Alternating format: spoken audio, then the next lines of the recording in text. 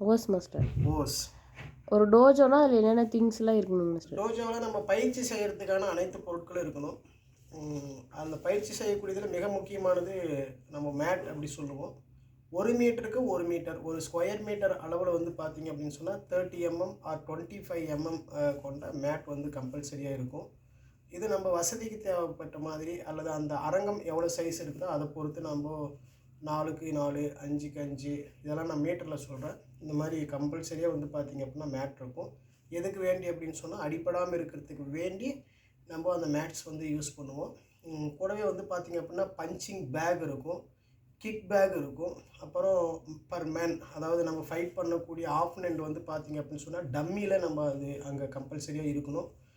கூட வந்து பார்த்திங்க அப்படின்னு சொன்னால் நம்ம ப்ராக்டிஸ் பண்ணுறதுக்காக ஒரு கராத்தே ஸ்டூடெண்ட்டுக்கு என்னென்ன தேவை அப்படி சொன்னால் அதில் நம்மளுக்கு கம்பல்சரியாக க்ளவுஸ் இருக்கணும். அதே போல் சின் பேட் இருக்கணும், கிரெயின் கார்டு இருக்கணும், மவுத் கார்டு இருக்கணும், செஸ்ட் கார்டு இருக்கணும். நம்மளுக்கு வந்து ஹெட் கார்டு அது வந்து ஆப்ஷனல் தான். நம்ம ஹெட் கார்டு யூஸ் பண்ணுற பழக்கம் கிடையாது. பட் மவுத் கார்டு கம்பல்சரி இருக்கணும். இது இல்லாமல் வந்து பார்த்திங்கன்னா செஸ்ட் கார்டு இருக்கும், கிரெயின் கார்டு, சின் கார்டு, க்ளவுஸ் இது வந்து கம்பல்சரியாக இருக்கணும். அப்புறம் கராத்தே யூனிஃபார்ம் ஸ்டூடெண்ட்ஸ் வச்சுருப்பாங்க.